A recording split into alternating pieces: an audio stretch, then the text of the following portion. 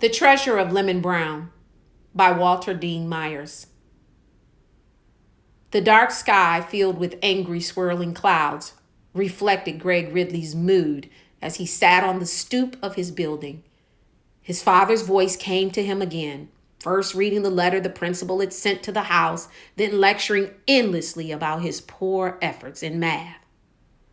"I had to leave school when I was 13, his father had said. "That's a year younger than you are now. If I'd had half the chances that you have, I'd..." Greg had sat in the small, pale green kitchen listening, knowing the lecture would end with his father saying he couldn't play ball with the Scorpions. He had asked his father the week before, and his father had said it depended on his next report card. It wasn't often the Scorpions took on new players, especially 14-year-olds. And this was a chance of a lifetime for Greg. He hadn't been allowed to play high school ball, which he had really wanted to do, but playing for the community center team was the next best thing. Report cards were due in a week, and Greg had been hoping for the best. But the principal had ended the suspense early when she sent that letter saying Greg would probably fail math if he didn't spend more time studying. "And you want to play basketball?" His father's brows knitted over deep brown eyes. "That must be some kind of joke. Now you just get into your room and hit those books." That had been 2 nights before.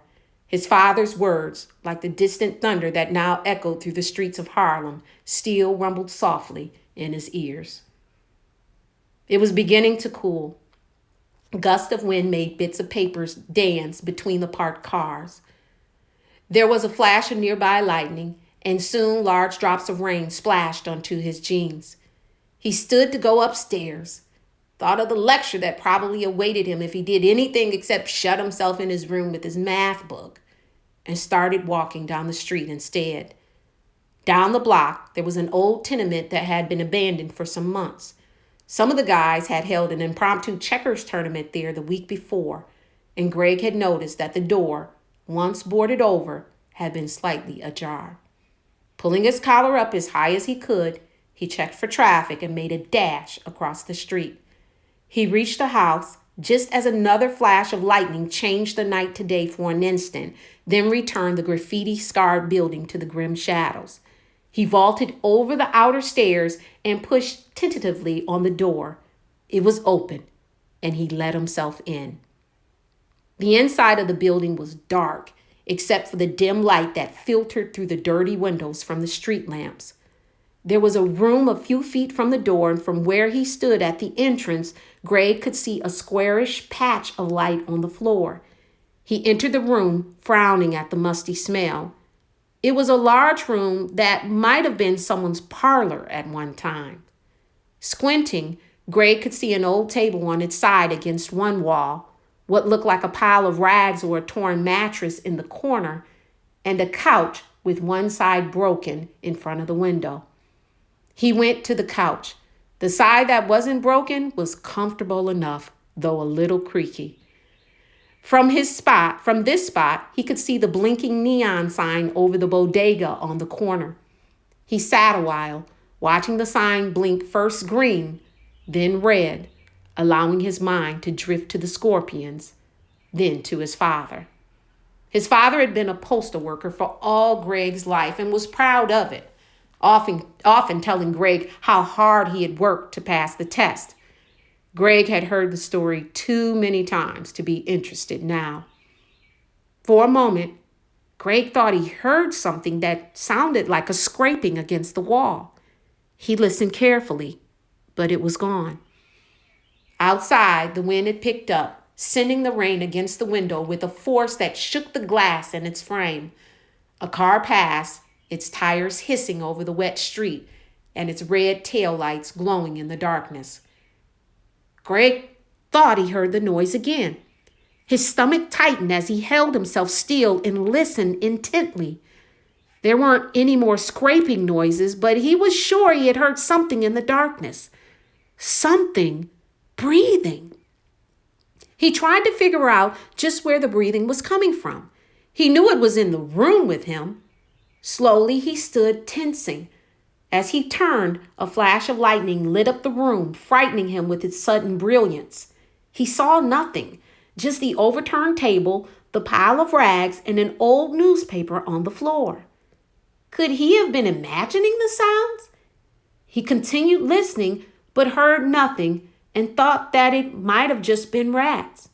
Still, he thought, as soon as the rain let up, he would leave.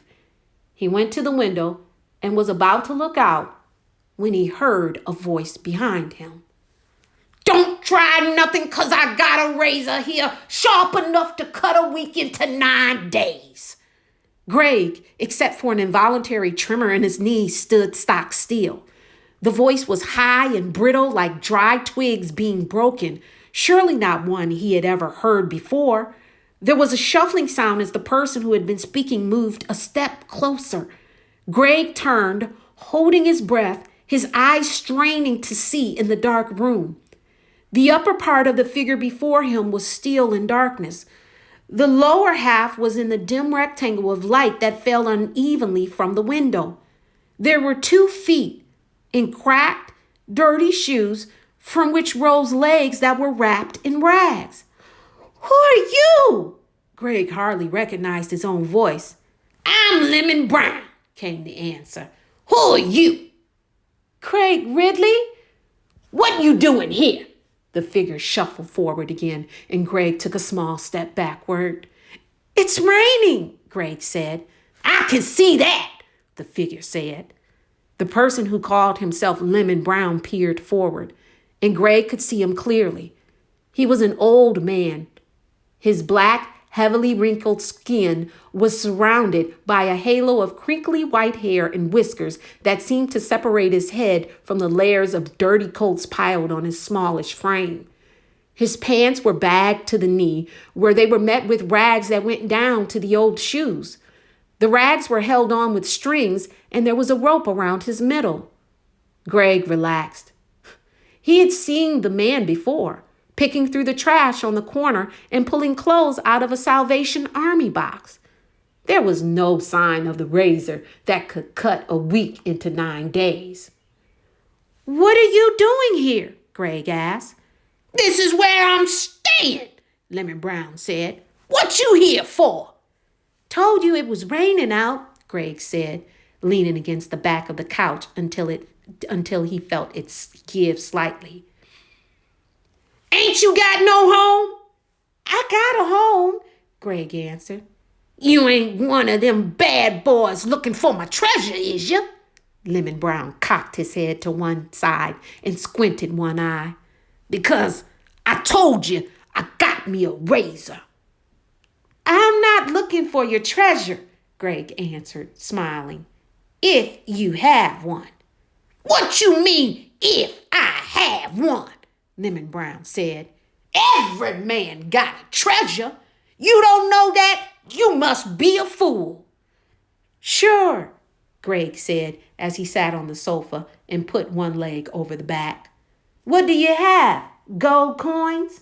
"Don't worry none about what I got," Lemon Brown said.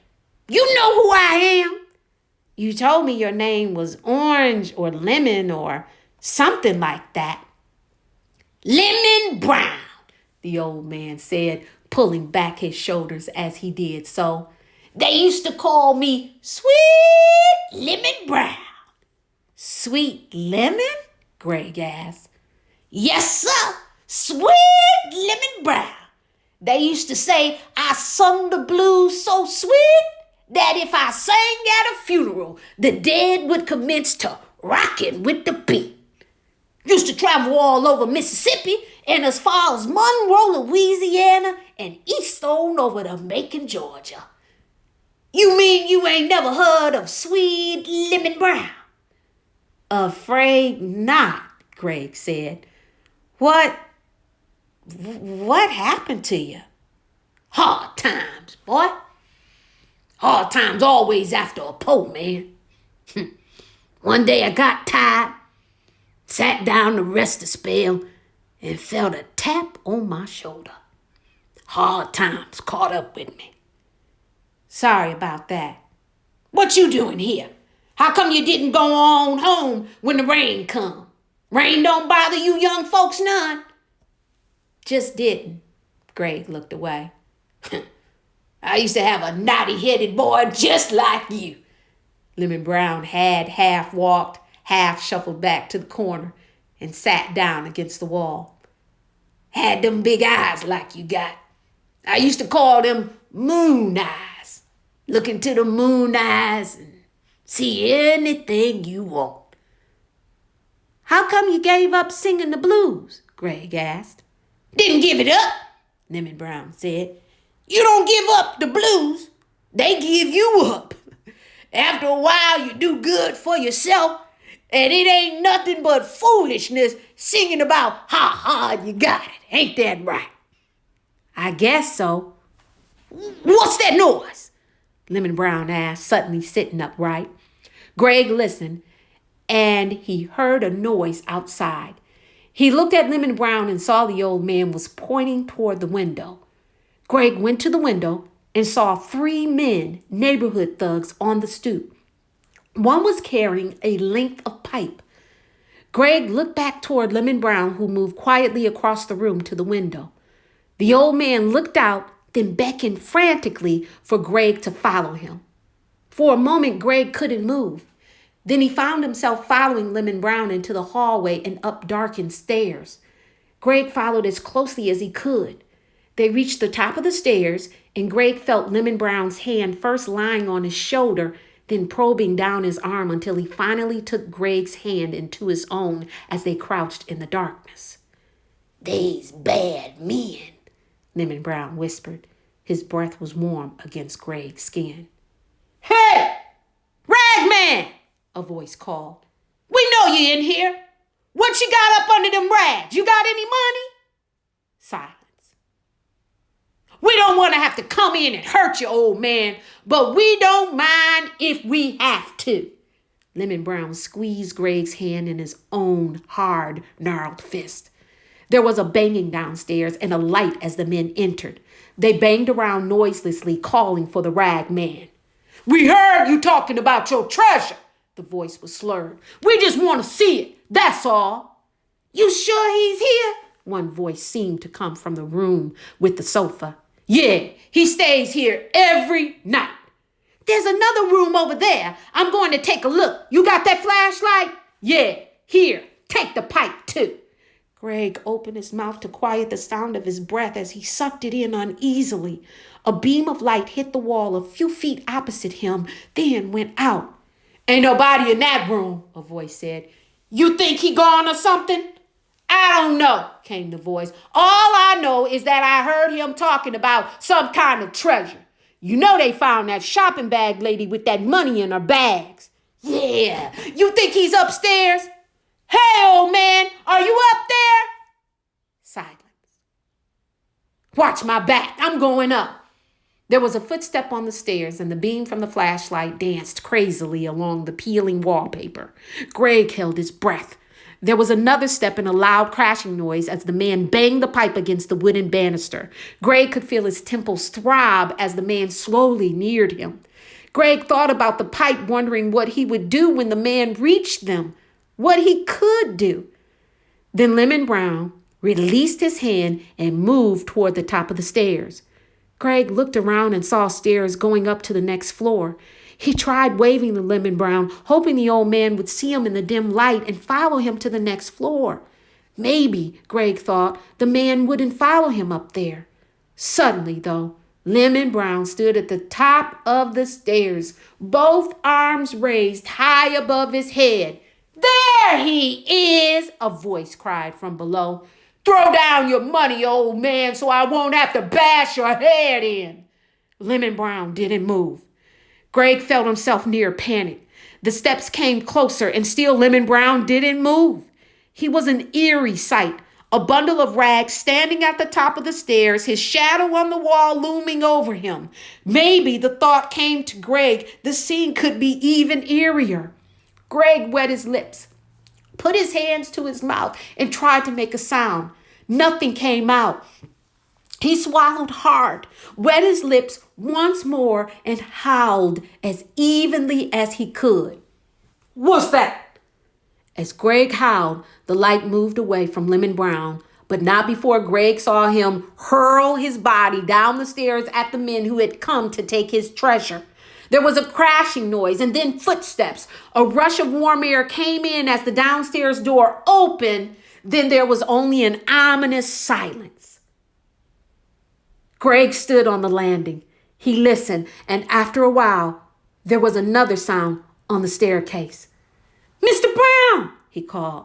"Yeah, it's me," came the answer. "I got their flashlight."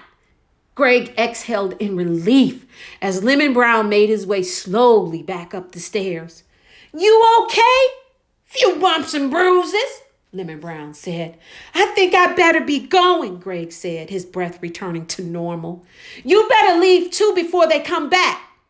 "They may hang around outside for a while," Lemon Brown said, "but they ain't getting their nerve up to come in here again. Not with crazy old rag men and howling spooks. Best you stay a while till the coast is clear. I'm heading out west tomorrow, out to East St. Louis." "They were talking about treasures," Greg said. "You really have a treasure?" "What I tell you? Didn't I tell you every man got a treasure?" Lemon Brown said. "You want to see mine?" "If you want to show it to me," Greg shrugged. "Let's look out the window first. See what them scoundrels be doing," Lemon Brown said. They followed the oval beam of the flashlight into one of the rooms and looked out the window. They saw the men who had tried to take the treasure sitting on the curb near this corner. One of them had his pants leg up, looking at his knee. "You sure you're not hurt?" Greg asked Lemon Brown. "Nothing that ain't been hurt before," Lemon Brown said.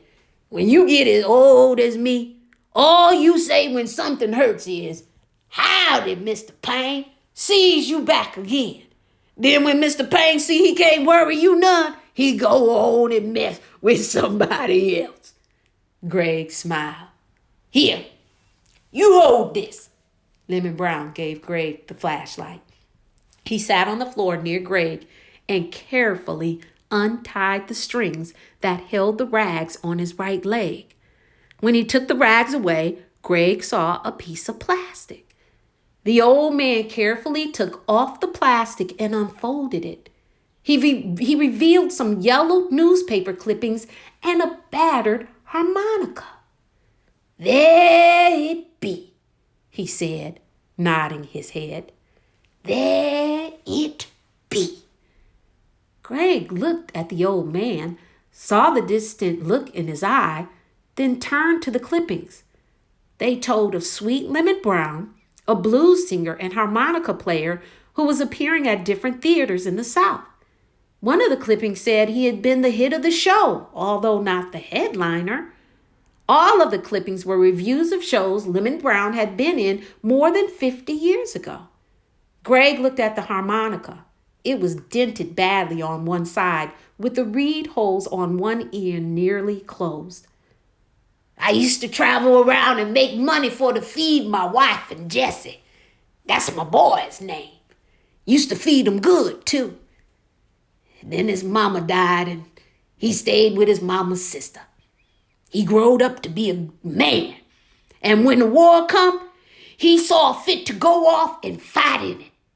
I ain't have nothing to give him except these things that told him who I was and what he come from.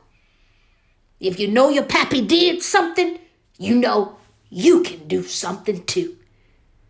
Anyway, he went off to war and I went off still playing and singing. Of course, by then I wasn't as much as I used to be. Not without somebody to make it worth the while. You know what I mean." "Yeah," Greg nodded, not quite really knowing. "I traveled around, and one time I come home and there was this letter saying Jesse got killed in the war. Broke my heart. It truly did. They sent back what he had with him over there, and what it was is this old mouth fiddle and these clippings. Him carrying it around with him like that told me It meant something to him. That was my treasure. And when I give it to him, he treated it just like that. A treasure. Ain't that something? Yeah, I guess so, Greg said. You guess so? Lemon Brown's voice rose an octave as he started to put his treasure back into the plastic. Well, you gotta guess, 'cause you sure don't know nothing. Don't know enough to get home when it's raining. I guess I mean, you're right. You okay for a youngster, the old man said as he tied the strings around his legs. Better than those scallywags that come here looking for my treasure. That's for sure. You really think that treasure of yours was worth fighting for? Greg asked. Against the pipe? What else a man got excepting what he can pass on to his son or his daughter if she be his oldest? Lemon Brown asked. For a big-headed boy, you sure do ask the foolishest questions. Lemon Brown got up after patting his rags in place and looked out the window again. Looks like they're gone. You get on out of here and get yourself home. I'll be watching from the window, so you'll be all right. Lemon Brown went down the stairs behind Greg. When they reached the front door, the old man looked out first, saw the street was clear, and told Greg to scoot on home. You sure you'll be okay? Greg asked. Now, didn't I tell you I was going to East St. Louis in the morning? Lemon Brown asked. Don't that sound okay to you? Sure it does, Greg said. Sure it does. And you take care of that treasure of yours. That I'll do, Lemon said, the wrinkles about his eyes suggesting a smile. That I'll do. The night had warmed and the rain had stopped, leaving puddles at the curbs. Greg didn't even want to think how late it was. He thought ahead of what his father would say and wondered if he should tell him about Lemon Brown. He thought about it until he reached his stoop and decided against it. Lemon Brown would be okay, Greg thought, with his memories and his treasure. Greg pushed the button over the bell marked Ridley, thought of the lecture he knew his father would give him, and smiled.